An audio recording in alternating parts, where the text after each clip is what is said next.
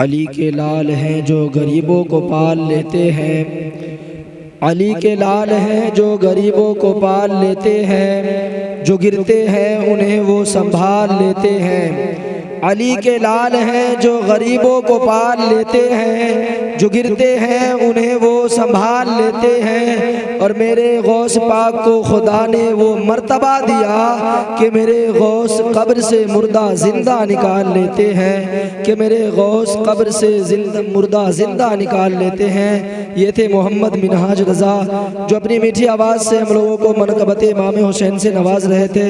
अब आइए इनके बाद खिताबत की दुनिया में खिताबत के लिए ऐसे मुक़र्रिर ज़ीशान फैज़ुल लिसान जिनके ऊपर फैज़ान अहमद रज़ा ख़ान, ख़तीब लासान शोला बयान हज़रत अल्लामा मौलाना हाफिज़ क़ारी मुफ्ती मोहम्मद साजिदुर रहमान क़ादरी साहिब क़िबला इमाम ख़तीब मदीना मस्जिद मदरसा गौसिया रज़विया उस्ताद मोहतरम, उनकी बारगाह में मैं अरीज़ा पेश करूँ। उनके आने से कबल मैं इतना कहना चाहूँगा कि क़ज़ा भी काँप जाती है अली के एक नारे से, क़ज़ा भी काँप जाता है अली के एक नारे से। मुसीबत में मुहिब्बों के मुक़द्दर जीत जाते हैं, क़ज़ा भी काँप जाता है अली के एक नारे से। मुसीबत में मुहिब्बों के मुक़द्दर जीत जाते हैं। और गलत फहमी तुम्हारी है कि तुम हमको मिटा दोगे, गलत फहमी तुम्हारी है कि तुम हमको मिटा दोगे। हमारे यहाँ तो लाखों से 72 जीत जाते हैं, हमारे यहाँ तो लाखों से 72 जीत जाते हैं। और कौन 72 थे? 72 थे हजारों में तस्लीमो रज़ा वाले। हकीकत में खुदा इनका था और ये थे खुदा वाले। किसी ने जब वतन पूछा तो हजरत ने फरमाया, किसी ने जब वतन पूछा तो हजरत ने फरमाया, मदीने वाले कहलाते थे अब हैं करबला वाले, मदीने वाले कहलाते थे अब हैं करबला वाले। एक शायर कहता है कि एक परचम है, एक परचम है जो ऊंचा है कई सदियों से, उसका इनकार करोगे तो किधर जाओगे। एक परचम है जो ऊंचा है कई सदियों से, उसका इनकार करोगे तो किधर जाओगे। और अब भी आती है अब्बास के पंजे से ये सदा, हम अगर हाथ हटा लेंगे तो मर जाओगे, हम अगर हाथ हटा लेंगे तो मर जाओगे। आओ उनका इस्तकबाल हम नारे तकबीर नारे रिसालत से करें। नारे तकबीर, नारे तकबीर, नारे रिसालत, नारे रिसालत। मसलके आला हजरत, मसलके आला हजरत, जिक्र शहीद करबला, जिक्र शहीद करबला।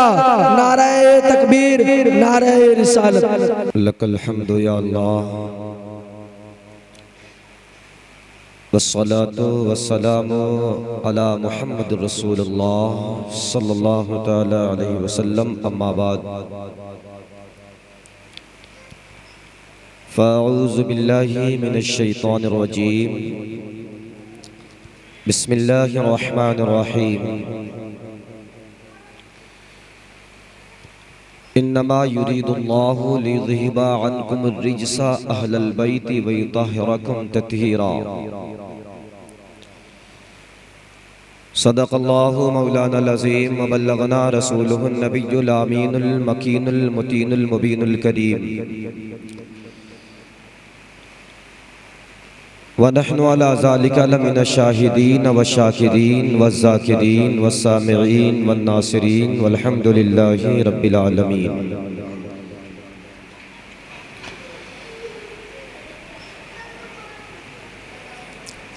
सरताबा कदम है तने सुल्ताने ज़मन फूल,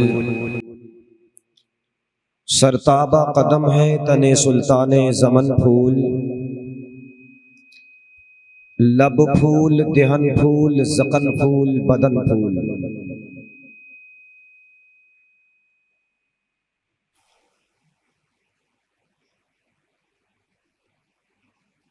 क्या बात रज़ा उस शमनिस्ताने करम की, क्या बात रज़ा उस शमनिस्ताने करम की। ज़हरा है कली जिसमें हुसैन और हसन फूल।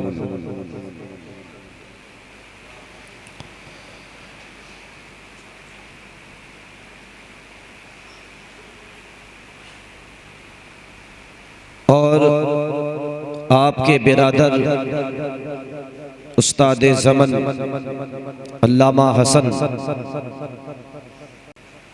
अलैहि रहमत व रिज़वान इरशाद फरमाते हैं, बे इजाज़त जिनके घर जिब्रील भी आते नहीं,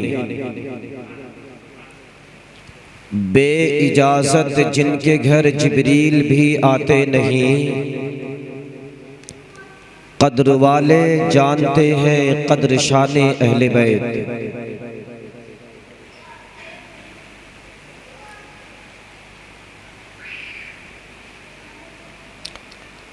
किस शकी की है हुकूमत, हाय क्या अंधेर है।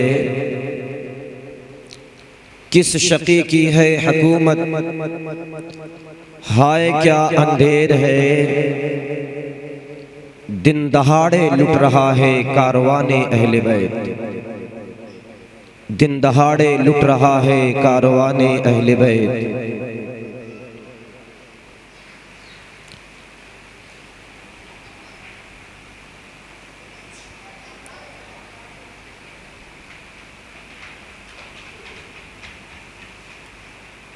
सबसे पहले आकाए नामदार मदीने के ताजदार दोनों आलम के मालिक व मुख्तार जनाब अहमद मुश्तबा मोहम्मद मुस्तफ़ा सल्लल्लाहु अलैहि वसल्लम और आपकी आल आपके अस्हाब की बारगाह में हदिये दुरूद निछावर करें। पढ़ें बावाज़े बुलंद अल्लाहुम्मा सल्ली अला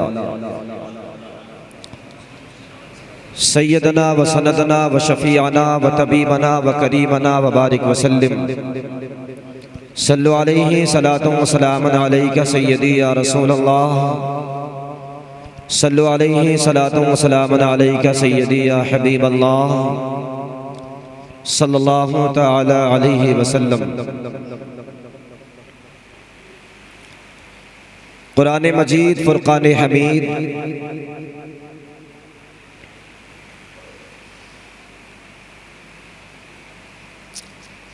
दिगर अंबिया इज़ाम के भी अहले बैत के बारे में हुक्म फरमाया है।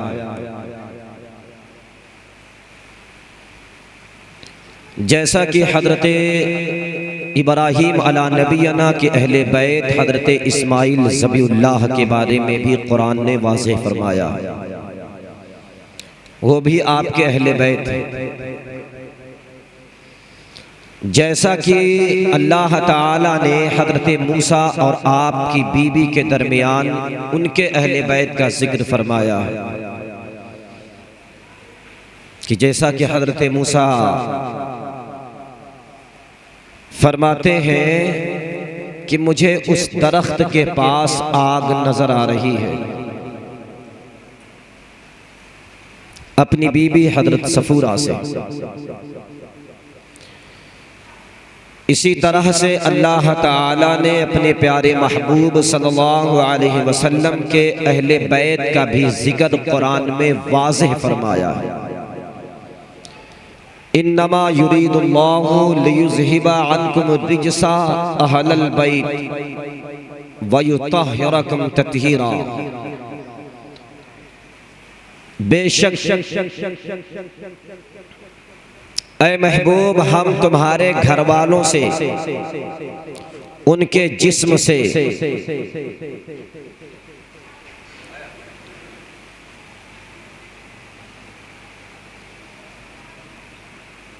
लियुज़हिरुल्लाह अल्लाह ने उचक लिया, खींच लिया, अल्लाह ने दूर फरमा दिया।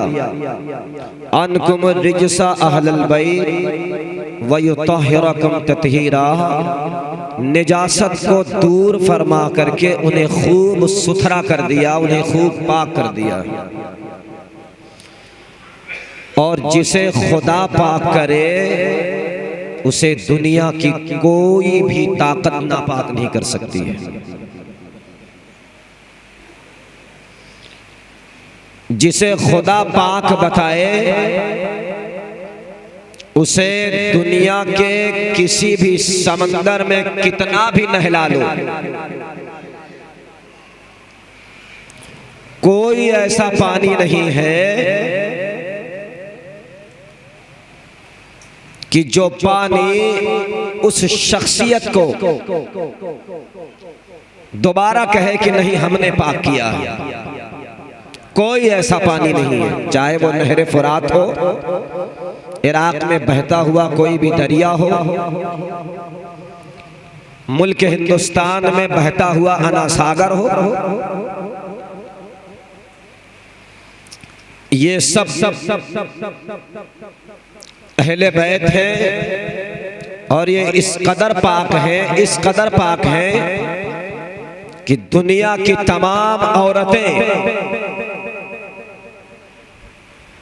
तो हर महीने मुकम्मल तौर पर नापाक होने की दलील उनके पास तो होगी, लेकिन इन्हीं तमाम औरतों में अब वो औरत का जिक्र चाहे हवा से हो, या अपने वक्त के मरियम से हो, या अपने वक्त के सारा से हो, या अपने वक्त के क्यों ना चाहे वो हाजरा ही क्यों ना हो, या अपने वक्त की कोई भी वो औरत, सच तो ये है कि अगर उनके माँ तक भी ले जाया जाए, यानी सैयदा खातून जन्नत की वालिदा खतीजतुल कुबरा तक भी अगर ले जाया जाए, तो अहादीस में और जिक्र में ये भी नजर आएगा कि आपको भी महीने में वो चीजें लाहक होती थी जो आम औरतों को होती थी। लेकिन सैयदा तेरी इज्जत पे लाखों सलाम, तेरी तहारत पे लाखों सलाम, तेरी पाकी पे लाखों सलाम, क्योंकि इसलिए कि आपकी जात वो जात है कि जिसको खुदा ने एक मर्तबा पाक किया तो सुबह क़यामत तक सैयदा कभी नापाक ही नहीं हुई है। इसीलिए इमाम अहमद रज़ा की ज़ात बाबरकात ने यूं कहा है, सैयदा तैयबा ताहिरा आबिदा, सैयदा तैयबा ताहिरा आबिदा, जाने अहमद की राहत पे लाखों सलाम। सैयदा तैयबा ताहिरा आबिदा, जाने अहमद की राहत पे लाखों सलाम। और वो दसों जिनको जन्नत का नुज़्दा मिला, उस मुबारक जमात पे लाखों सलाम। वो दसों जिनको जन्नत का मुज़्दा मिला, उस मुबारक जमात पे लाखों सलाम। सिर्फ 10 पे बहस करना है, बस सिर्फ 10 पे बहस करूंगा। आज तारीख कौन सी है? 10, और इसी पे करूंगा बस।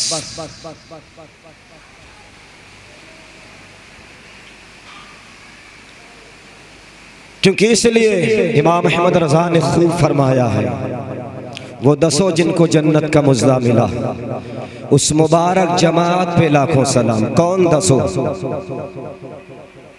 अबू बकर, उमर, उस्मान, अली, तलहा, जुबैर, साद, सईद, अब्दुर्रहमान, अबू उबैदा।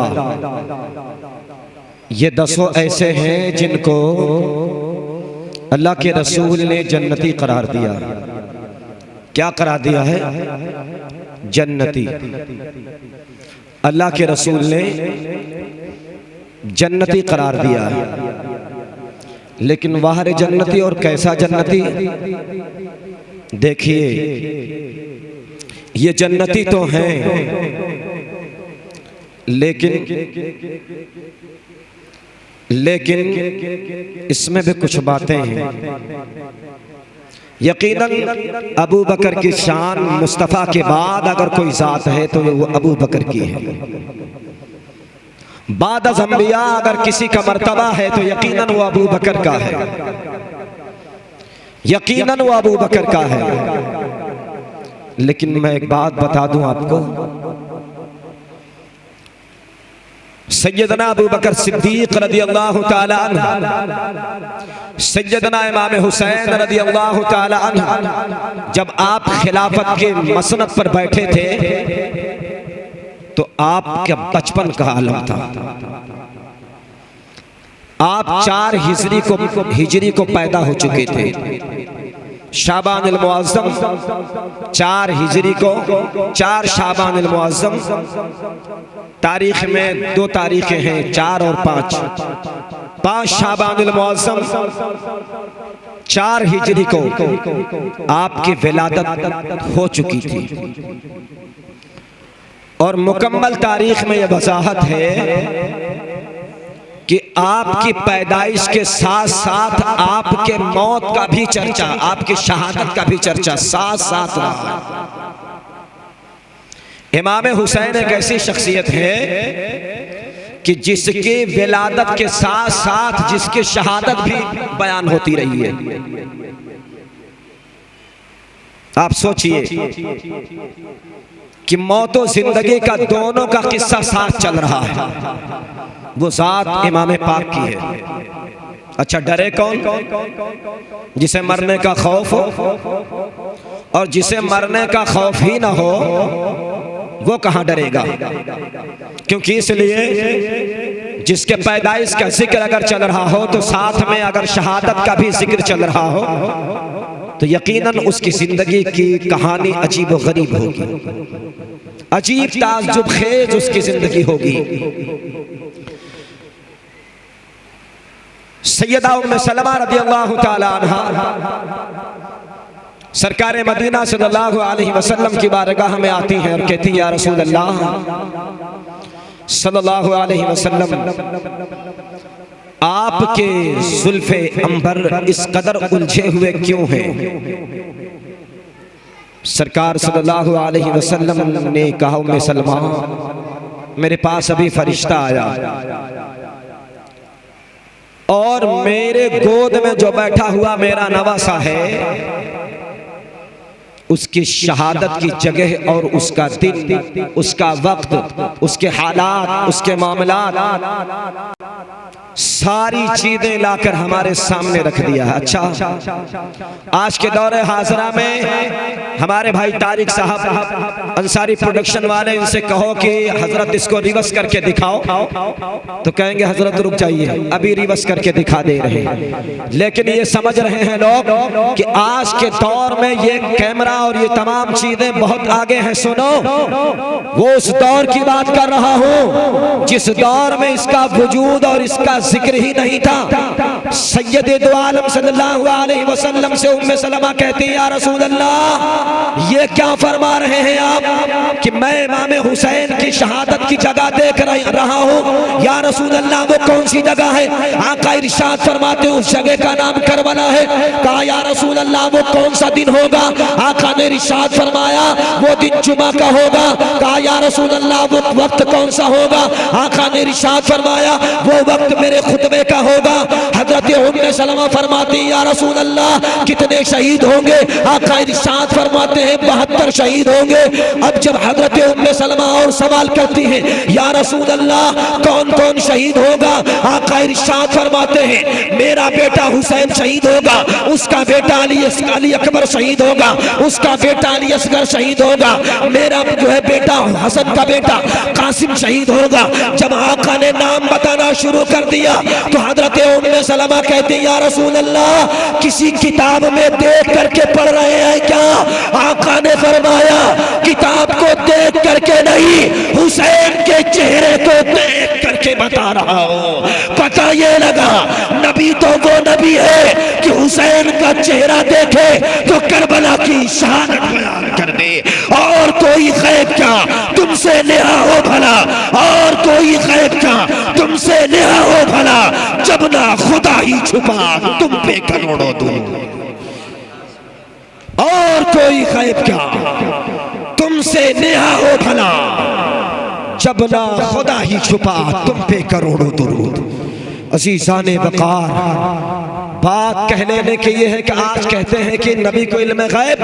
अरे सुन, ये कैमरा आज पलट करके दिखा देगा। मुस्तफ़ा वो है जो 1400 साल पहले पलट के दिखा दे रहा है कि देख मेरे नवासे के साथ हो क्या रहा है, कब हो रहा है, रात में क्या हो रहा है, दिन में क्या हो रहा है, दोपहर में क्या हो रहा है, शाम को क्या हो रहा है। अज़ीज़ाने गिरामी, सरकारे दो आलम सल्लल्लाहु अलैहि वसल्लम के ज़ाते बाबरकात सैयदना इमाम हुसैन रज़ियल्लाहु ताला अन्हु बचपन का आलम है, खेलते हुए निकल कर आते हैं। सैयदना अबू बकर सिद्दीक रज़ियल्लाहु ताला अन्हु ने देखा, आपने उठाया, उठा करके आपने अपने कंधे पर बिठा लिया। जब बिठाला तो सरकार मदीना सल्लल्लाहु अलैहि वसल्लम की नज़र सैयदना अबू बकर सिद्दीक पर पड़ी। हज़रत अबू बकर से सरकार ने फरमाया, अबू बकर खैरियत तो है?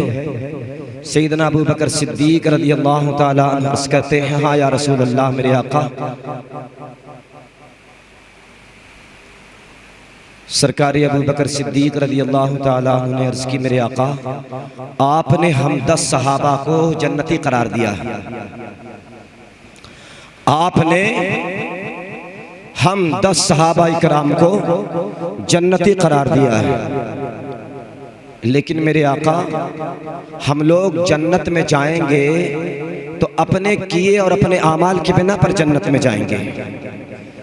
लेकिन मेरे आका, जन्नती जवानों का सरदार कौन है? जन्नती जवानों का सरदार कौन है? मेरे आका मुस्कुराए, मुस्कुराकर फरमाया, अबू बकर, जो तेरे कंधे पे बैठा है, जो तेरे कंधे पे बैठा है, वही जन्नती सरदार है। जो तेरे कंधे पे बैठा है वही जन्नती सरदार है। हजरत उमर थोड़ी ही देर में तशरीफ लाते हैं। ये बात हो ही रही थी कि सैयदना उमर इब्न खत्ताब रज़ियल्लाहु ताला अन्हु पहुंचे। कहा, या रसूल अल्लाह, मैंने सुना कि आपने बताया कि जो तेरे कंधे पर है वो जन्नती सरदार है, वो जन्नती सरदार है। कहा, नबी के विसाल और अबू बकर के विसाल के बाद सैयदना उमर इब्न खत्ताब मिंबर पर खड़े होकर खुतबा दे रहे थे। सैयदना इमाम हुसैन तशरीफ लाए और कहा, उमर इब्न खत्ताब, ये मिंबर तेरे बाप का नहीं, मेरे बाप का है। क्या कहा? ये मिंबर तेरे बाप का नहीं, मेरे बाप का है। लोगों में खलबली मच गई कि इमाम हुसैन ने ये क्या कहा। सैयदना इमाम हुसैन रज़ियल्लाहु ताला अन्हु खड़े होकर के जब ये बात कहते हैं तो हजरत सैयदना उमर इब्न खत्ताब, कौन उमर? कौन उमर? वो उमर की जिससे अरबो अजम कांप जाया करते थे। कौन उमर? वो उमर की जो 22,000 मुरब्बा मील पे हुकूमत करता था। कौन उमर? वो उमर कि जिसने अपने रूब दबदबे के बिना पर काबे के बाहर नमाज पढ़वा दी है। कौन उमर? वो उमर जिसने अपने रूब दबदबे के बेस पर काबा को फतह किया है काफरों से। कौन उमर? वो उमर जिसने अपने दौर में कुस्तुनतुनिया से लेकर के ईरान और रोम तक फतह किया है। कौन उमर? वो उमर जिसने अपने दौर में फलस्तीन के बैतुल मुक़द्दस को फतह करके दिया है। कौन उमर? वो उमर कि जब अगर कुर्सी पे बैठता था तो अदल और इंसाफ का तराजू ऐसा बोलता था कि उस उमर के सामने अदल के तराजू भी थरथरा करके कांप जाया करते थे। कौन उमर? वो उमर कि यकीनन जिसके दौर में शैतान भी पनाह मांगा करता था। कौन उमर? वो उमर कि जो यकीनन अगर खड़ा हो जाया करता था तो कुफ्फार भी पेशाब करके बाहर निकल जाया करता था। कौन उमर? वो उमर कि जिससे यहूद नसारा कांप जाया करते थे। वही उमर मिंबर छोड़ता है, उतर करके नीचे खड़ा हो जाता है, जम्मे गफीर लोगों का ये कहना शुरू कर देता है, क्या हुआ उमर, आपने मिंबर क्यों छोड़ दिया? कहा, यकीनन हमने तो मिंबर छोड़ा है। मिंबर ये वो शहजादा है जिसके नाम पे मेरे नबी ने सिर्फ मिंबर नहीं सजदे को तवील कर दिया है।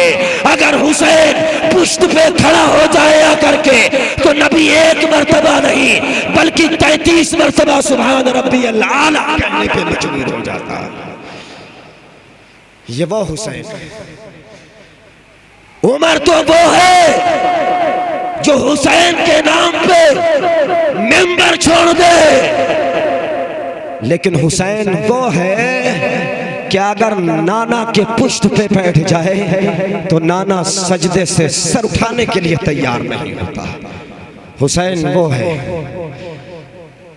वो हुसैन कि जिसके बारे में काबा सलाम कहता है, वो हुसैन कि जिसके बारे में मस्जिद व मिंबर सलाम कहते हैं, वो हुसैन कि जिसके बारे में जिब्राईल व मिकाईल सलाम कहते हैं, वो हुसैन कि जिसके बारे में तमाम अंबिया व फरिश्ते सलाम कहते हैं। अज़ीज़ान मुहतरम, करबला का ये मारका 10 चीज़ें छोड़ने और 10 चीजें पकड़ने का हुक्म देता। ये 10 रोजा प्रोग्राम ये पैगाम देता है आज लास्ट के दिन कि 10 चीजें छोड़ने और 10 चीजें पकड़ने का हुक्म देता है। यकीनन जिसे समझना है कि करबला का मारका हमें देता क्या है, वो आज कान खोल करके समझ ले कि करबला का मारका तुम्हें क्या क्या देता है। सबसे पहले यूं गौर करें कि करबला का मारका सबसे पहले आपको इंसाफ देता है। इंसाफ, करबला का मारका सबसे पहले तुम्हें इंसाफ देता है। मिस्टर गांधी अपनी किताब स्वतंत्र भारत में लिखते हुए नजर आते हैं कि अगर करबला के मैदान में हुसैन आए न होते तो इंसाफ किताबों से भी मिट जाता। इंसाफ किताबों से भी मिट जाता। मिस्टर गांधी ये लिखते हैं। और मुंशी प्रेमचंद्र ये लिखता है कि अगर हुसैन करबला के मैदान में ना आए होते तो आज इस जमीन पर कोई सच बोलने वाला दूरों दराज तक न मिलता। और सबसे पहले बात यूं समझ लीजिए कि करबला तुम्हें इंसाफ देता है। इंसाफ कैसे? इंसाफ का तकाजा यह है कि आपने जिस अमानत को जिससे लिया है उसी के पास पहुंचाओ। जिस अमानत को जिससे आपने लिया है उसी को वापस कर दो ले जा करके। मेरे अजीज, सैयदना इमाम हसन और हजरत अमीर माविया में मुआहिदा हुआ कि आप हमें खिलाफत देंगे, हम आपको बैठाल करके तख्त शाही पे आप बैठेंगे लेकिन खिदमत अमीर माविया करेगा। तख्ते शाही पे आप बैठेंगे, खिदमत अमीर माविया करेगा। सरकार ने फरमाया था कि मेरे शहजादे और अमीर माविया के दरमियान सुलह होगी। क्या होगी? सुलह होगी। दो गिरोह आपस में टकराने से, कत्लो क़िताल, जंगो जदाल करने से बचेंगे।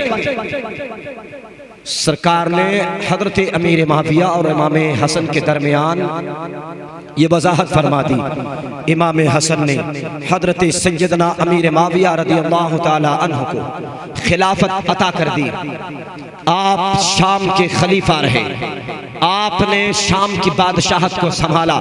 हालांकि खिलाफत राशिदा सैयदना इमाम हसन तक आकर के ही खत्म हो जाती है, लेकिन आपने जो नोटिफिकेशन जारी किया वो सैयदना अमीर माविया रज़ियल्लाहु ताला अन्हु के पास रही। और हज़रत अमीर माविया ने वादा किया था और आज भी वो वादा बरहक है। अमीर माविया ने नाखल्फ बेटे यजीद को कभी खिलाफत से नहीं दी नवाजा है, कभी खिलाफत उसे नहीं दी है। ये जबरदस्ती अपने वक्त का बैठा हुआ एक टैटू था कि जिसने बैठ करके शराब को आम किया, ज़िना को आम किया, दाढ़ी छिलाना आम किया, लिबास को ताराश किया, खाने काबा में अपने घोड़े बंधवा करके पेशाब करवाया है, खाने काबा की मुकद्दस और तकद्दुसात को ताराश किया है, मस्जिद नबवी के मुकद्दसात को बर्बाद किया है, अहले बैत अतहार की बीबियों के साथ गलत सलूक किए हैं। और इसी तरीके से तमाम तर मक्का व मदीना अपने जो है घोड़ों के टापों से रौंद करके इसने पामाल किया है। अज़ीज़ान मुहतरम, इतना ही इसने नहीं किया है, न जाने कौन कौन सी करतूतें इस शख्स ने की हैं। जब तमाम करतूतों का अंबार भरने लगा है तो अज़ीज़ान मुहतरम, शाम की सरजमीन से जब ये बात उठने लगी और खिलाफत खिलाफत का मसला आने लगा है। सैयदना इमाम हुसैन रज़ियल्लाहु ताला अन्हु के दौर में जब ये बात चलने लगी है, इमाम हुसैन ने देखा कि इस जालिम के अंदर न नमाज पढ़ने का तरीका है, इस जालिम के अंदर न ज़कात देने का तरीका है, इस जालिम के अंदर न रोज़ा रखने का तरीका है, इस जालिम के अंदर न मुस्तफ़ा की सुन्नत दाढ़ी सजाने का तरीका है। तमाम तर खराबियां इसके अंदर जब देखी जाने लगी तो यकीनन सबसे पहले आज का ये दौर जो है तुम्हें जवाब दे रहा है। ऐ लोगों, अगर मस्जिदों पे कब्जा किसी जो है मतलब क्या नाम गैर मुक़ल्लिद का है तो उस कब्जे को छुड़वाने का नाम हुसैनियत है। अगर मस्जिदों पे कब्जा किसी ऐसे शख्स का है कि जो यकीनन शराब पीता हो और मस्जिद का सदर बना बैठा हो तो ऐसे सदरियत को छुड़ाने का तरीका इमाम हुसैन का है। और अगर कोई मुल्क में ऐसा बैठा हुआ है कि जो इंसाफ नहीं कर रहा है तो उसको उस मुल्क से गद्दी से उतार देने का काम हुसैनियत का है, क्योंकि इसलिए यही काम इमाम हुसैन ने किया है। हुसैन ने देखा कि जो कुर्सी पे बैठा है वो अपने वक्त का ना इंसाफ देने वाला है, ना सच बोलने वाला है, ना हज करने के लिए लोगों को जो है आमादा करने वाला है, ना रोजा रखने के लिए लोगों को तरगीब देने वाला है। इमाम हुसैन ने जब ये तमाम खराबियां देखी तो यकीनन अदल इंसाफ का नेज़ा बुलंद किया और कहा, सुनो जो है दश्त तो दश्त है, दरिया भी न छोड़े हमने, बहरे सुलमात में दौड़ा दिए घोड़े हमने। 1 महीना 3 दिन सफर करता हुआ अपने वक्त का वो मुकद्दस शहजादा मदीना छोड़ता है, नाना से सलाम कहता है, जन्नतुल बकी जाता है, माँ को सलाम पेश करता है, बाप की बारगाह में पहुंचता है, नजब अशरफ पहुंच करके हजरत मौला अली को सलाम पेश करता है और कहता है, बाप आपने जो हमें नसीहत दी है चाहे बाजू रह जाए या कट जाए लेकिन याद रखा जाएगा। अली वो पहाड़ था कि जब मैदान बद्र में या उहद में अगर खड़ा हो जाया करता था तो टल नहीं सकता था। हुसैन वही है कि करबला में अगर डट गया है तो जान चली जाए लेकिन मुस्तफा की शान नहीं जा सकती है, मुस्तफ़ा की शान नहीं जा सकती है। असीसाने मुहतरम सैयद दो आलम सल्लल्लाहु अलैहि वसल्लम का वो लख्त जिगर, वो नवासा जब यजीद के खिलाफ खड़ा होता है आकर के 1 महीना 4 दिन का 3 ज़िलहिज्जा को सैयदना इमाम मुस्लिम की शहादत होती है। आप 3 ज़िलहिज्जा को अपना सफ़र मदीना तैयबा से शुरू कर देते हैं और 7 मुहर्रमुल हराम को नहर फुरात के किनारे करबला के कुर्ब में आकर के अपना खेमा लगा देते हैं। 1 महीना 4 दिन लगभग सफरियत पे चलते हैं। कौन कौन सफर में है? 4 साल की बच्ची सकीना सफर में है, 6 महीने का बच्चा हजरत अली असगर सफर में है, 18 साल का जवान बेटा हजरत अली अकबर कि जिसके हाथों में तलवार है, जिसके पेट के कमर पे जो है मतलब क्या नाम छुरा लगा हुआ नजर आता है, जिसके न्याम में तलवार लटकी हुई नजर आती है, जिसके कंधे पे अपने बाबा हजरत इमाम हुसैन का नेज़ा नजर आता है, जिसके पीठ पे हजरत सैयदना इमाम हसन की ढाल नजर आती है। कौन बेटा? वो बेटा जो 19 साल नौजवान है अभी, हजरत कासिम अपने बाप की खैर मौजूदगी में भी इस्लाम की बुलंदी के वास्ते मदीना छोड़ करके करबला का सफर करता हुआ नजर आ रहा है। आज लोग क्या कहते हैं, अरे तुम्हारी उम्र है कि तुम MP MLA के इलेक्शन लड़ोगे। अरे जिस उम्र में आज तुम हिंदुस्तान के कानून में बच्चों को नाबालिग करार दे रहे हो, उस 18 साल की उम्र में करबला के मैदान में हुसैन का बेटा यजीदियत को ललकार करके तहे देख करके कब्रिस्तान में पहुंचा देने वाले का नाम 18 साल जवान अली अकबर का नाम हुआ करता है। तुम जिस उम्र में आज के बच्चों को नाबालिग कह रहे हो, उस उम्र में हुसैन का बेटा शहादत का जाम पीता नजर आता है। उस उम्र में हुसैन का बेटा शहादत का जाम पीता हुआ नजर आता है और 22,000 लश्कर ज़रार यहूदियों का माज़अल्लाह यजीदियों का मुंह तकता हुआ नजर आता है। अज़ीज़ाने वक़ार कह लेने का मकसद ये है, सबसे पहले करबला के मैदान में जो जंग हुई है वो क्या है? सुलहनामा की। इसलिए आज भी पुलिस महकमा में कोई बात जाती है तो थाना प्रशासन पहले कोशिश करता है, पहला कॉन्स्टिट्यूशन इंडिया का है कि दोनों को आपस में बुला करके मुत्तहिद कर दो, समझा दो, आपस में सुलह कर लो। सैयदना इमाम हुसैन ने अमर इब्न साद से ये बात रखी, ये बता मुझे जंग पे किसी भी तकरीबन एक बोरे कितना मेरे पास खत आए हैं, लेकिन किसी खत में ये नहीं लिखा है ऐ हुसैन बिन अली अबी तालिब आपको हमसे जंग करना है, कहीं नहीं लिखा है। अमर बिन साद कहता है नहीं, ये कहीं नहीं है। कहा अगर हमें जंग के लिए तुमने बुलाया नहीं है तो हमें वापस जाने दो, हमें वापस चले जाने दो, हम जंग नहीं चाहते हैं। और जंग तुमसे करें, तुम्हारे बाप को तो मेरे नाना ने जन्नती करार दिया है। जंग किससे करें कि तुम्हारे रिश्तेदार आबा व अजदाद तो हमारे नाना जान का कलमा पढ़ते हैं। जंग किससे करें? इससे करे जंग जो तेरा सरदार यानी यजीद बिन माविया है, उस माविया को रदियल्लाहु ताला अन्हु कि जिसको मेरे आका ने कातिबुल वही का लक़ब दिया है। किस माविया की बात करते हो? जो मेरे आका सल्लल्लाहु अलैहि वसल्लम के रिश्ते में आया करते हैं, हम उनके खिलाफ जंग करने जाए। बात 8 मुहर्रमुल हराम को ये तय पा गई थी कि नहीं, जंग नहीं होना है, लौट करके जाना है। पहला मारका था कि सुलह समझौते से मारका खत्म कर दिया जाता, लेकिन ये यजीद था, यजीद ये मानने वाला नहीं। इसलिए आज भी कहता हूँ, शराबी शराब छोड़ने की कसम रोज खाता है, लेकिन शाम जब होती है तो बोतल जरूर लेके आता है।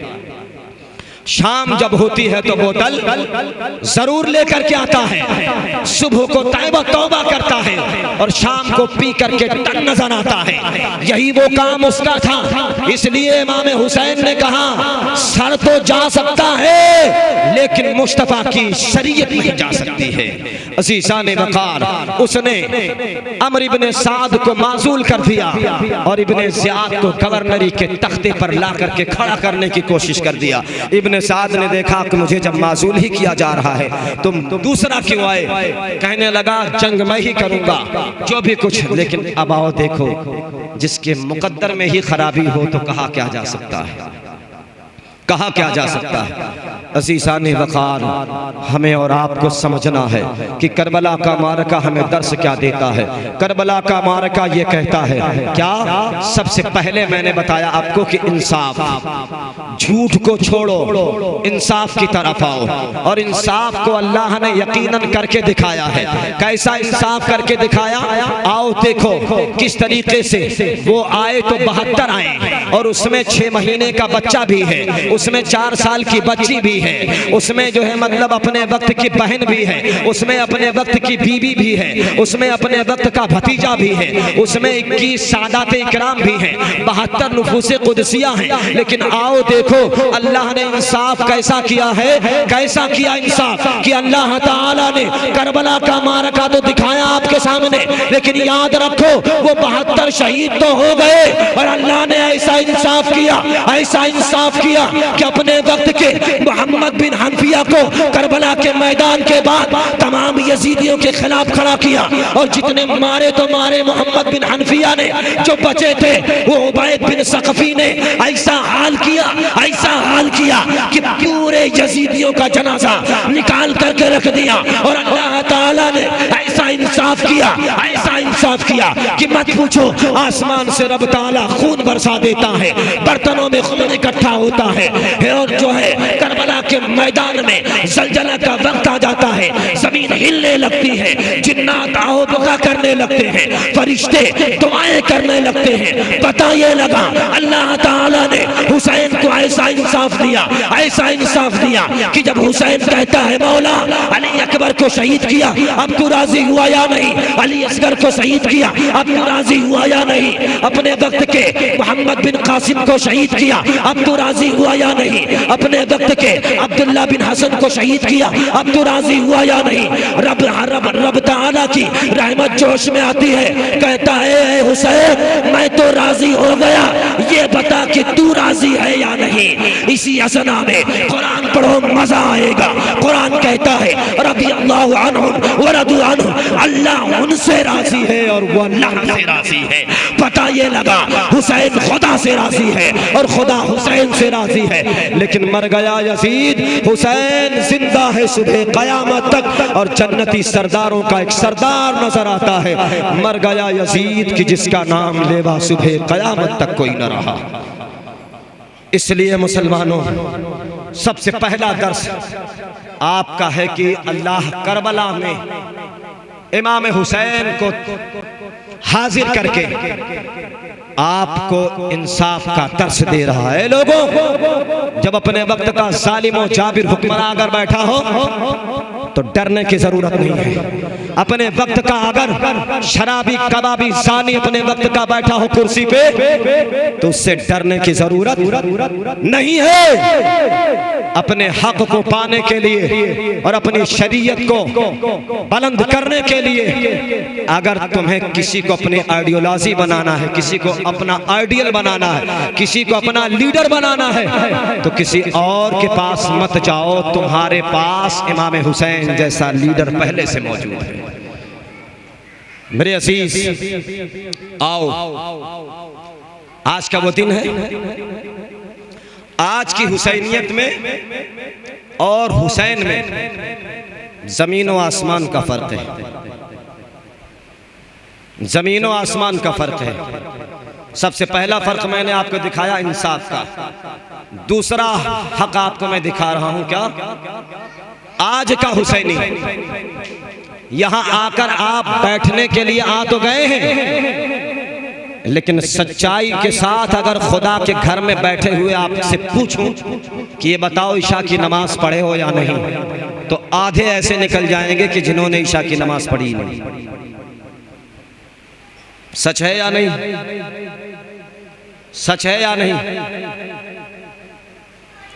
अब आप सोच सकते हैं कि हुसैन और हुसैनी में फर्क कितना है। हुसैन और हुसैनी में फर्क कितना है।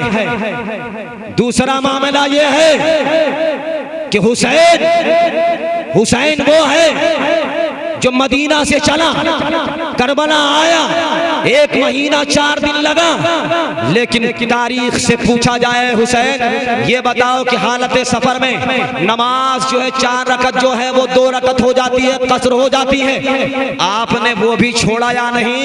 तो हुसैन ये कहते हैं क्या कि सुनो, ये तो सफर का मामला था। सफर का जब हमारे सीने पे 136 तीर लगे थे और 33 नेज़े लगे थे, 32 तलवारें लगी थी, जुमा का दिन था, मेरे नाना के खुतबा का टाइम था। सफर की तो छोड़ो, जब हम इतना जख्मी थे उस वक्त भी हुसैन ने नमाज नहीं छोड़ी।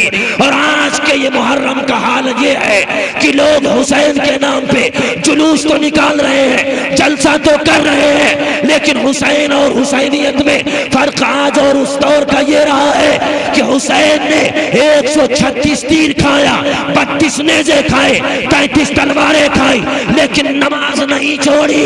और आज का हुसैनी ये है कि शराब भी पीता है, नमाज भी छोड़ता है।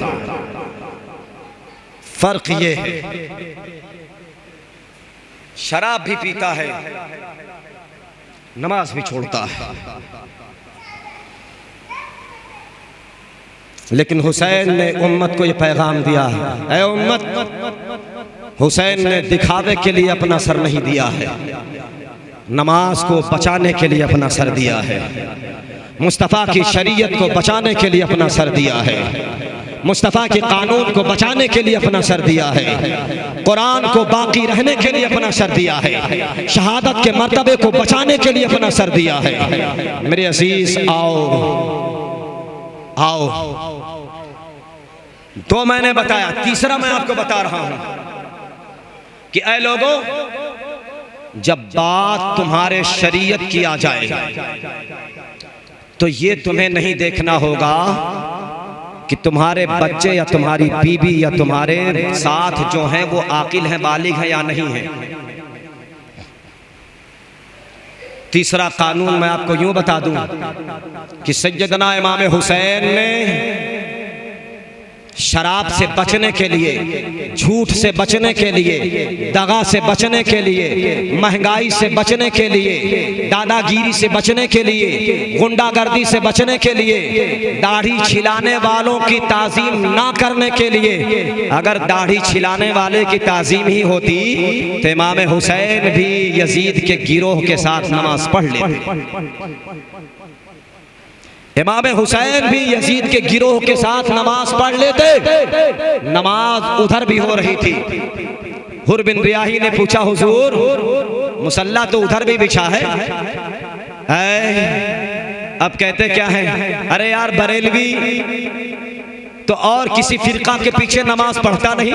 अरे जब इमाम हुसैन अपने नाना के बताए हुए जन्नती बाप के बेटे के पीछे नमाज नहीं पढ़ रहा है तो हम नबी को अपने जैसा बताने वाले के पीछे कैसे नमाज पढ़ सकते हैं? ये फर्क देखना पड़ेगा। चौथा कानून मैं आपको बता रहा हूं कि नमाज आसान चीज का नाम नहीं है कि जहां पाओ जिसके पीछे पाओ पढ़ लो। नहीं, अगर ये आसान होती तो इमाम हुसैन भी यजीद के गिरोह के साथ पढ़ लेते नमाज, कि नमाज तो नमाज ही है, कहीं भी पढ़ लो। लेकिन इमाम हुसैन ने कहा, सुनो, मैंने ये देखा था अपने बाबा के साथ कि जब बलवाइयों ने हजरत उस्मान गनी रदी अल्लाह ताला अन्हु को शहीद कर दे, मस्जिद नबवी का मिंबर छीना था, मुसल्ला छीना था, तो लोगों ने हजरत मौला अली से पूछा कि आप बताओ कि मस्जिद नबवी बलवाइयों की जागीर तो नहीं है, बनाया आपने है, मिंबर आपने बनाया है, आपके नबी उसको जो है मतलब उस मस्जिद नबवी में खड़े होकर के खुतबा दिया करते थे, आप उसे क्यों छोड़ रहे हैं? आप वहां नमाज क्यों नहीं पढ़ते हैं? हजरत मौला अली ने कहा, जिसने उस्मान गनी को शहीद किया, अली उस बलवाइयों के पीछे कभी नमाज कभी नमाज हरगिज नहीं पढ़ सकता। तो मेरे अजीज, कह लेने का मकसद ये है कि नमाज कोई आसान चीज नहीं है। नमाज की अहमियत क्या है किसी और से नहीं, इमाम हुसैन से पूछो। जान जा रही है, जाने दो। गला काटा जा रहा है, कट जाने दो। प्यास लग रही है, लगने दो। जबान बाहर आ रही है, आने दो। खून बह रहा है, बहने दो। तीर लग रहा है, लगने दो। अब तो सर रख दिया है खुदा के दीदार के लिए। अब तो उठेगा उसी वक्त जब खुदा कहेगा, ऐ हुसैन उठ जा, अब जन्नत के दरवाजे तुझे खोलना है। इसलिए हुसैन को सजदे में जाते हुए सारी मखलूक ने देखा है, उठाते हुए किसी ने नहीं देखा है। सारी कायनात इसकी गवाह है। हुसैन को के सर को सजदे में जाते हुए सारी मखलूक ने देखा है, उठाते हुए किसी ने नहीं देखा है। मेरे अजीज, चौथा मैंने बताया कि नमाज को हल्का मत समझो। खून निकल रहा है। अब पांचवा बता देता हूं। पांचवा, आपका खून आज़ाए वुजू से निकले और निकल करके बह जाए, वुजू रहेगा या टूटेगा? है टूटेगा। हर मुफ्ती ये फतवा दे देगा, हर मुफ्ती ये फतवा दे देगा क्या कि आज़ाए वुजू से अगर खून निकला और निकल करके बह गया, वुजू टूट गया। हम कहते हैं हुसैन, तेरा खून कौन सा वाला था कि जो 136 तीर लगे, 32 तलवारें लगी, 33 बर्छियां लगी और उसके बावजूद भी खून बह रहा हो और नमाज हो रही है। नमाज ये कहते हैं, ये खुर्रे ये वहाबी कि हालत नमाज में नबी का ख्याल आ जाए तो नमाज टूट जाएगी। अबे सुन, नमाज तो ऐसी है कि खून बहता रहा हो, जख्म लगता रहा हो, और तलवारें जो है चलती रही हो और कोई पीठ पे बैठ करके गले को रेत रहा हो, लेकिन एक तरफ गला रेता जा रहा हो और दूसरी तरफ खुदा की नमाज अदा हो रही है। कैसे अदा हो रही है? क्या नमाजें कज़ा हो तो फिर से अदा हो, मोहब्बत कज़ा हो तो कैसे? नमाजें कज़ा हो तो फिर से अदा हो, मोहब्बत कज़ा हो तो कैसे अदा हो। जिसको दीदारे इलाही हो रहा हो, आपका बाप हजरत मौला अली ये कहता है कि अली उस वक्त तक दूसरा सजदा नहीं करता जब तक कि पहले सजदे में रब का दीदार ना कर लेता हो। तो अली का वो सजदा जो अपने सजदे में रब का दीदार करता हो, तो पता ये लगा कि बाप के सजदे का आलम ये है कि खुदा का दीदार के बगैर दूसरा सजदा ना करता हो।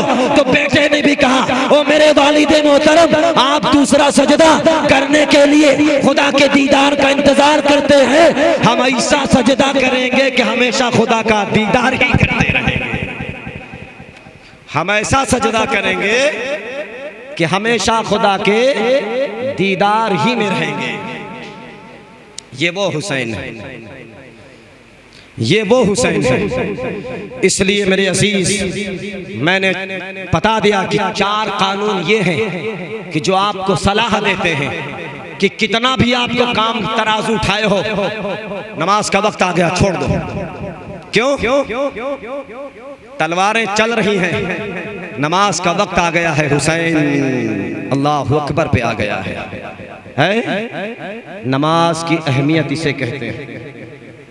गाड़ी से जा रहे हो, अल्लाह अकबर की सदा बुलंद हो गई, खड़ी कर दो, अजान की आवाज को दोहरा लो, आओ नमाज के लिए खड़े हो जाओ। क्योंकि इसलिए करबला से तुम्हें पैगाम मिला है कि नमाज किसी भी हाल में माफ, नमाज किसी भी हाल में माफ नहीं है। अगर माफ होती तो फिर 136 तीर लगे थे। सोचिए, 136 आज़ा, 136 पाठ, हाथ पैर पूरे जिस्म से तलाशो तो मुश्किल हो जाएगा। सोचो इमाम हुसैन को 136 तीर लगे, कहां तक होंगे? और उसके बावजूद भी हाल ये है इमाम हुसैन का है।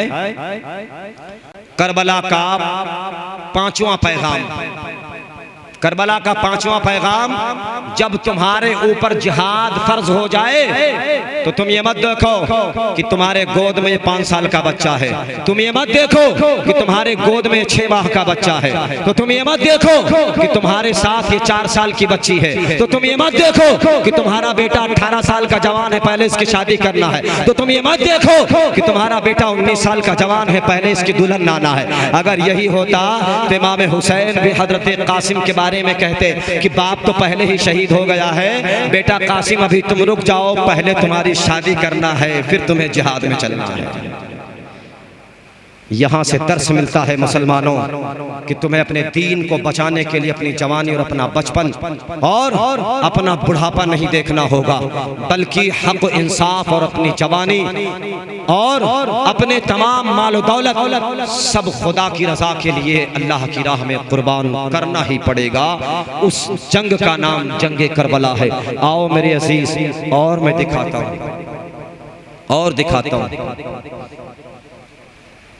करबला का मैदान ढोल तमाशा को खत्म करता है और नारे तकबीर और रिसालत बुलंद करता है। नारे तकबीर और रिसालत बुलंद करता है। क्यों? वो हुसैन जब निकाह का वक्त करीब आया तो इमाम हुसैन के निकाह को इस तरीके से नहीं किया गया था जिस तरीके से आज ढोल बजाते हुए मस्जिद के दरवाजे क्या मस्जिद के अंदर घुसा रहे हैं। इमाम हुसैन तो वो है कि जो खिलाफत के हाउस में सैयदना उमर बिन खत्ताब रज़ियल्लाहु ताला अन्हु की मौजूदगी में शादी का निकाह हजरत शहरबानों से किया करता है। अरे जिसके शादी में ढोल तमाशे ना बजे हो उसकी शहादत में कैसे ढोल तमाशे बज सकते हैं। पता ये लगा कि करबला के मारके में किसी और ने ढोल तमाशा नहीं बजाया। इमाम हुसैन के सर अक़दस को जब शहीद कर दिया गया और नेज़े पे बुलंद किया गया तो उस वक्त ढोल तमाशे का जुलूस निकाला गया है। पता ये लगा कि इमाम हुसैन का सर जब नेज़े पे था तो ढोल तमाशे की आवाज नहीं, आपके लबहाए मुबारका से कुरान के पारे की आवाज आ रही थी। पता ये लगा कि इस माह मुहर्रम में ढोल तमाशा खत्म करके जो इमाम हुसैन ने नेज़े पे चढ़ करके आपको बताया है कि शहादत के बाद भी मैं मरा नहीं हूँ, बल्कि मैं नेज़े पे चढ़ करके भी कुरान खानी करता हुआ नजर आ रहा हूँ। तो लिहाजा ये महीना कुरान खानी का दर्स देता है और ढोल तमाशा खानी करने को मना करता है। आज मुहर्रम के नाम पे औरतों को घर से बाहर निकाल करके, बच्चियों को घर से बाहर निकाल करके डेकोरेशन और लाली लिपस्टिक मेकअप करके बाहर लाया जाता है। करबला के मैदान में रिश्ते में बहन है ज़ैनब, रिश्ते में बहन है ज़ैनब, जनाजा भाई का है, जनाजा भतीजों का है, जनाजा नवासों का है, जनाजा रिश्तेदारों का है, लेकिन उसके बावजूद भी यजीदियों ने ऊंट का गोश्त भी जो लेकर आए थे पाव भर, वो भी छीन लिया है। इसी पे बस नहीं किया है, बल्कि अहले बैत अतहार जिनको खुदा पाक कर रहा है, जिनका जिक्र कुरान में रब दे रहा है, उन अहले बैत अतहार की बच्चियों और बेटियों से, बीवियों के सर से दुपट्टा भी छीन लिया गया है। और उसके बावजूद भी ज़ैनब का हाल ये है, शहरबानों का हाल ये है कि बीबी सामने हो और शौहर का जनाजा सामने रखा हो, सर नेज़े पे हो, लेकिन उसके बावजूद भी दुपट्टा छीन लिया गया हो, चादरें छीन ली गई हो, नकाब खत्म कर दिया गया हो, लेकिन फिर भी अपने वक्त की बीबी है।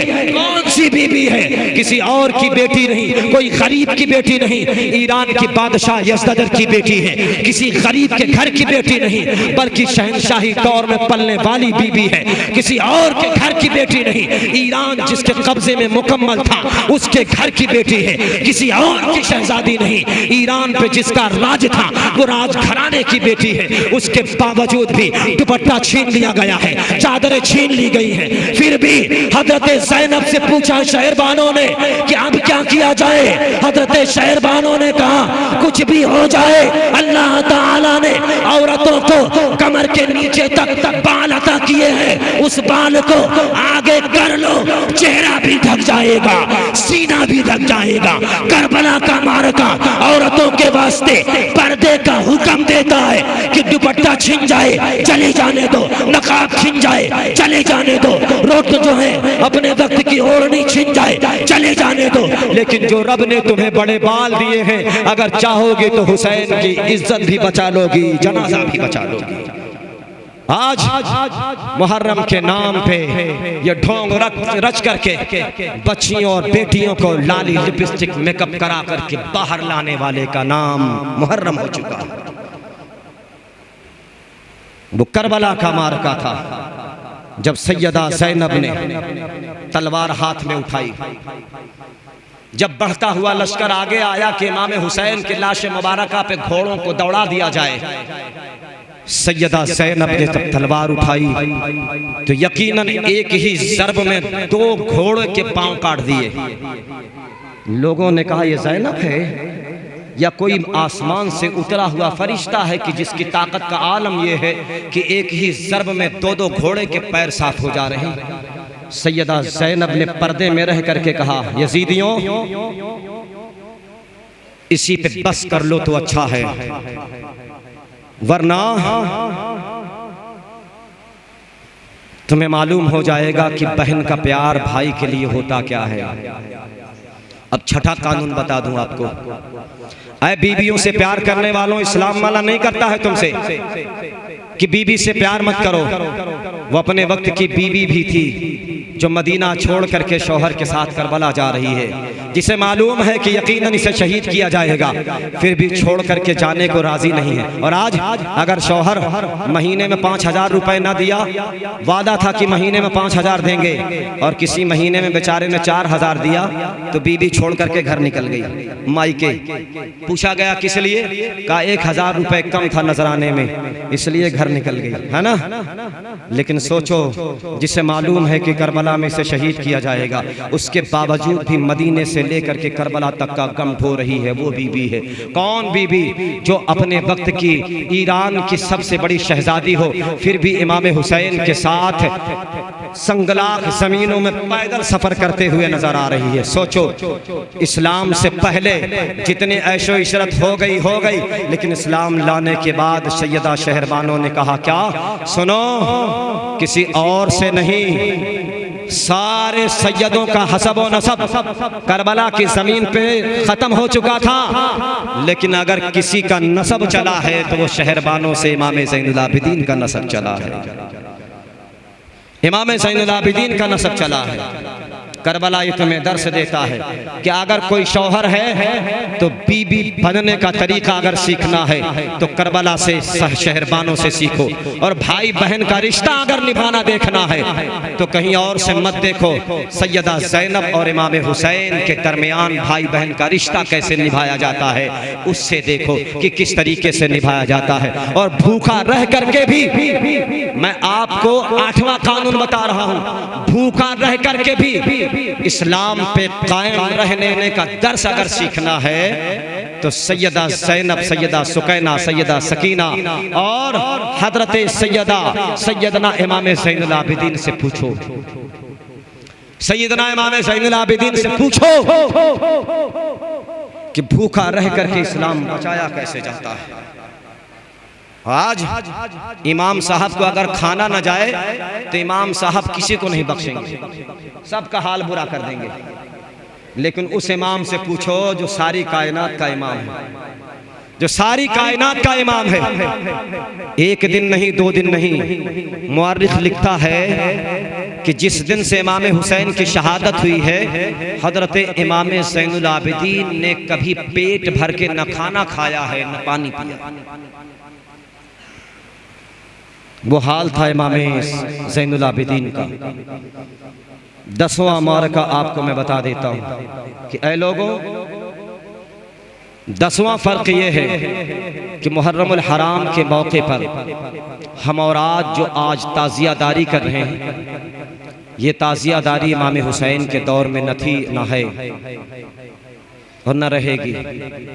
इससे बचें। सैयदना इमाम हुसैन रज़ियल्लाहु ताला अन्हु के नाम पे ताज़िया निकाल करके घुमाना, ये किसी बदतरीन बिदात से कम नहीं है, किसी बदतरीन बिदात से कम नहीं है। क्योंकि इसलिए ताज़िया तो इमाम हुसैन का नाम का बनाते हो, लेकिन जो उसमें पेपर लगाते हो वो किसी फिल्म इंडस्ट्री वाले का है। ताज़िया तो इमाम हुसैन के नाम का बनाते हो, लेकिन जो चंदा लेते हैं वो सब इमाम हुसैन के लायक नहीं है। वो सारा इमाम हुसैन के लायक नहीं है। ताज़िया बना करके रखना, उसकी ज़ियारत करना शरीयत जायज़ करार देती है, लेकिन गली कूचों में घुमा करके उसकी बेहुरमती करना, ये कोई शरीयत इजाज़त नहीं देती है। ऐ मेरे अजीज, हमें और आपको सैयदना इमाम हुसैन रज़ियल्लाहु ताला अन्हु के बताए हुए रास्ते पर चलने अमल करने की ज़रूरत है। हमें और आपको सैयदना इमाम हुसैन रज़ियल्लाहु ताला अन्हु की नसीहत पर अमल करने की ज़रूरत है। हमें और आपको सैयदना इमाम हुसैन रज़ियल्लाहु ताला अन्हु के बताए हुए तरीक़ों पर अमल करने की ज़रूरत है। 10वां तरीक़ा मैं आपको ये बता दे रहा हूँ कि ऐ लोगों, ये दिमाग से अपने निकाल दो कि सैयदना इमाम हुसैन प्यासे रह गए और पानी के लिए आपका खानदान तड़पता रहा। सुन लो मेरे भाई, कान खोल करके सुन लो, ये आज का वाक़या नहीं है, ये मैं पहले का भी बता दे रहा हूँ। अल्लाह ताला ने अमीर माविया के बेटे नाखल्फ यजीद को सिर्फ नहरे फुरात दिया है कि तू डूब करके इसी में हमेशा हमेश के लिए मर जा। हमने औलादे अली के लिए हौज़े कौसर अता कर दिया है, और सिर्फ उसी के लिए नहीं, जो भी उसके दीवाने होंगे, जो भी उसके आशिक होंगे, जो भी इसमें क़यामत तक या हुसैन का नारा लगाएंगे, सबको हुसैन के सदक़े में हौज़े कौसर का जाम अता कर दिया है। पता ये लगा यजीद के हिस्से में नहरे फुरात आया है और इब्ने अब्बास के हिस्से में हौज़े कौसर चल के आया है। मेरे अजीज, फैसला यहीं का है, फैसला वहीं का है।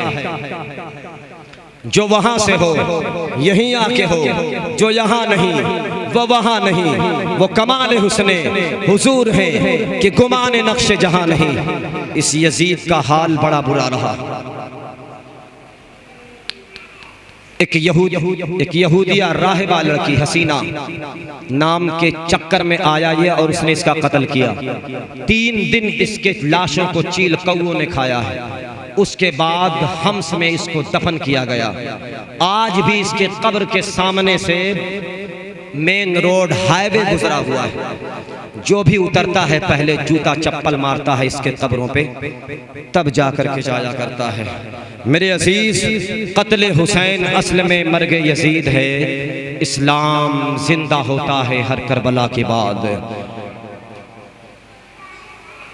हुसैन की शहादत असल में यजीद का मरना है, लेकिन इस्लाम हमेशा जिंदा होता है करबला के बाद। याद रखिए, जिद्दोजहद करना हमें करबला का दर्स देता है कि आपको कोई भी टारगेट तय करना है, आपको कोई भी चीज अपने हदफ में लाना है, आपको कोई चीज पाना है तो उसके लिए जिद्दोजहद करना होगा। आईपीएस बनना है, पीछे मत हटो, जिद्दोजहद करते रहो।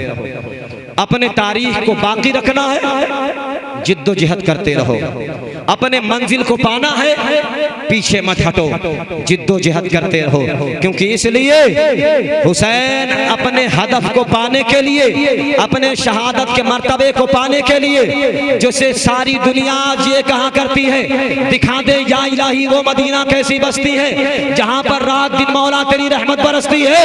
वो मदीना हुसैन छोड़ करके करबला आया है, लेकिन अपनी शहादत की मंजिल को पाने के लिए जब चला है तो खुदा की बारगाह में ये कहने पे आमादा हो गया है कि मौला मैं तो तुझसे राजी हूँ, ये बता कि तू मुझसे राजी है या नहीं। तो खुदा भी फरमाता है रज़ी अल्लाहु अन्हु व रज़ू अन्हु, हुसैन मैं तुझसे राजी हूँ और तू मुझसे राजी है। पता ये लगा कि जिससे खुदा राजी है उस हुसैन से अपनी निस्बत जोड़ लो, इंशाअल्लाहुल अज़ीम सुबह क़यामत तक आप भी खुदा आपसे राजी हो जाएगा, आप खुदा से राजी हो जाएंगे। अल्लाह ताला हमें और आपको सुनने सुनाने से ज्यादा अमल की तौफीक नसीब फरमाए। क्योंकि इसलिए ये आखिरी प्रोग्राम था, इसलिए आज आप लोगों के रूबरू हाजिर आया। अल्लाह ताला आने वाले साल में भी हमें और आपको 10 रोज़ा यौम आशूरा नसीब फरमाए। और ये यौम आशूरा ये दर्स देता है कि जो शख्स यौम आशूरा के दिन 10 नसीहतें भी गौर कर लें आप लोग। सबसे पहली नसीहत, जो शख्स यौम आशूरा के दिन गुस्ल करे और 2 रकत नमाज नफल पढ़े इस तरीके से कि पहली रकत में अल्हम्दो के बाद 50 मरतबा सूरह इखलास पढ़े, और इसी तरह दूसरी रकत में और दुआ करे, तो इमाम फरमाते हैं कि उस शख्स को मर्ज़े मौत के अलावा दूसरी कोई बीमारी नहीं कभी होगी। आशूरा के दिन जो शख्स गुस्ल करे और 2 रकत नमाज नफल इस तरह पढ़े कि पहली रकत में सूरह फातिहा के बाद 50 मरतबा सूरह इखलास, दूसरी रकत में सूरह फातिहा के बाद 50 मरतबा सूरह इखलास पढ़े और दुआ करे, उसे मौत के अलावा दूसरा कोई मर्ज नहीं लग सकता है। दूसरी नसीहत, अल्लाह के रसूल सल्लल्लाहु अलैहि वसल्लम फरमाते हैं रमज़ान अल मुबारक के रोज़े के बाद अगर कोई फजीलत रोज़े को है तो आशूरा के रोज़े को है। तीसरी फजीलत, जिस शख्स को अगर औलाद ना होती हो तो वो दुआए आशूरा पढ़ करके रोजे का इफ्तार करे, इंशाअल्लाहुल अज़ीम अल्लाह ताला उसे नरीना औलाद नसीब फरमाएगा।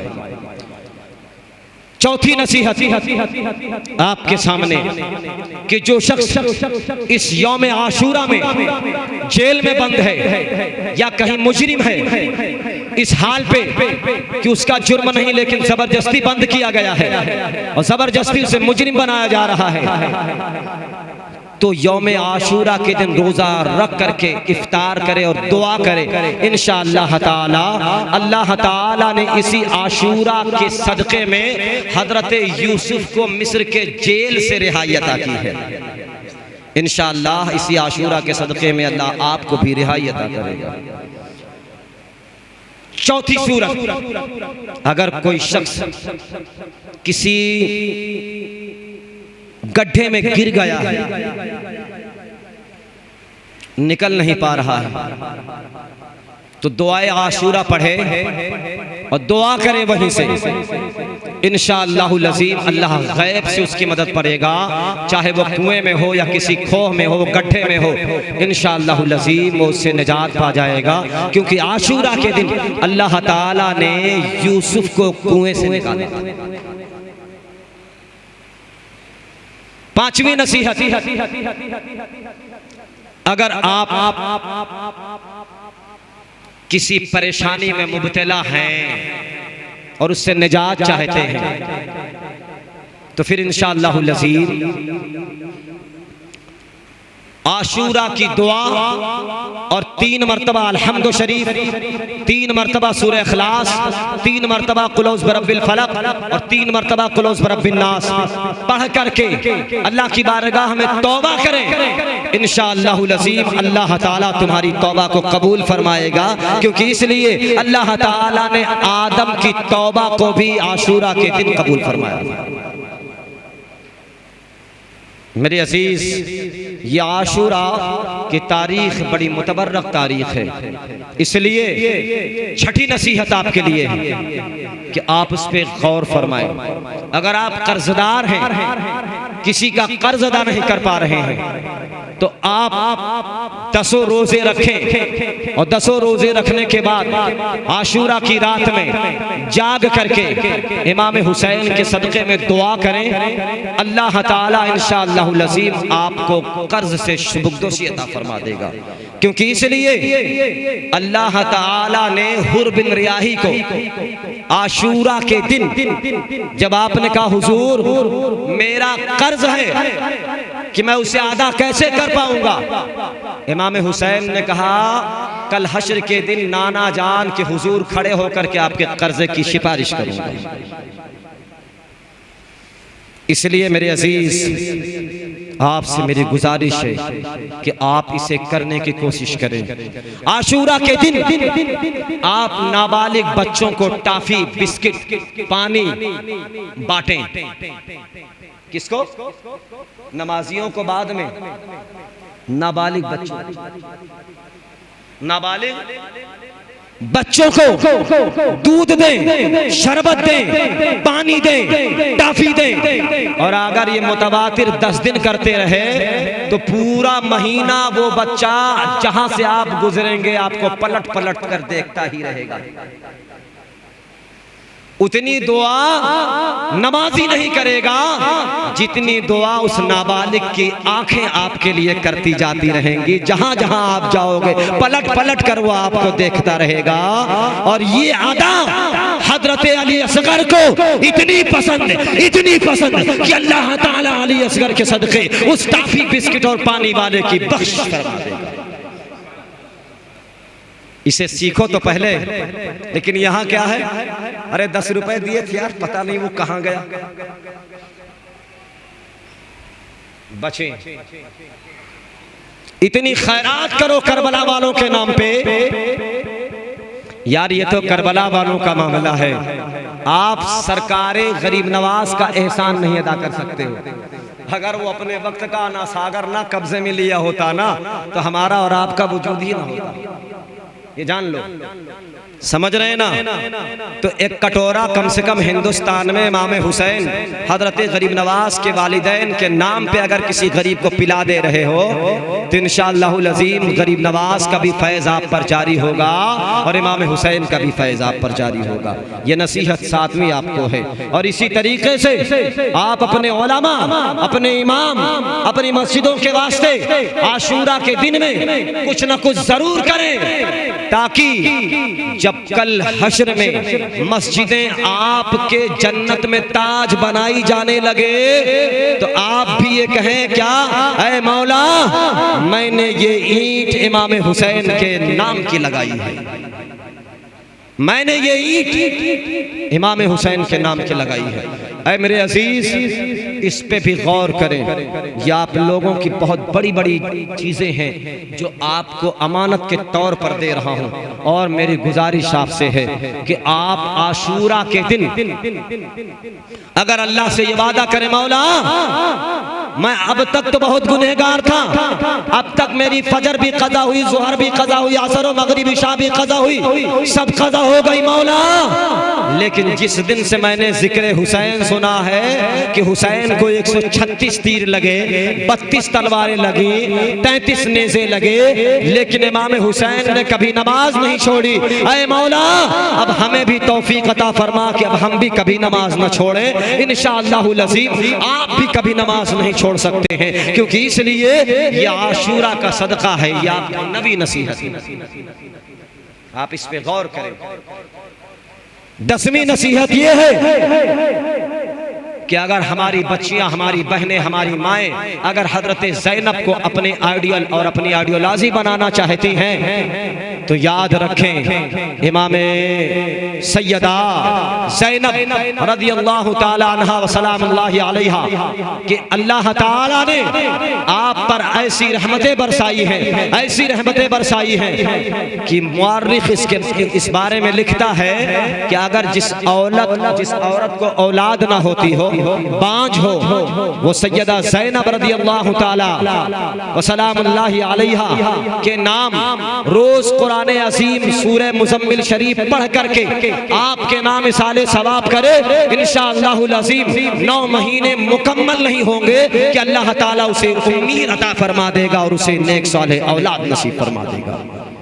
ये हजरत ज़ैनब रज़ियल्लाहु ताला अन्हा के फ़ज़ाइल व कमाल में शुमार है। लिहाजा ऐ मेरे भाइयों, इस पर अमल करने की कोशिश करें। करबला का मारका आपको बहुत सारा दर्स देता है, बहुत सारी बुराइयों को ख़त्म करता है, बहुत सारी नेकियों को आपके लिए आइडियोलॉजी बनाता है कि आप उसको पसंद करें। अल्लाह ताला हमें और आपको सुनने सुनाने से ज़्यादा अमल की तौफीक नसीब फरमाए। 10 दिन में अगर हमारे किसी भाई का मुझसे कोई दिल दुखा होगा तो मैं उसके लिए भी माफ़ी चाहता हूँ।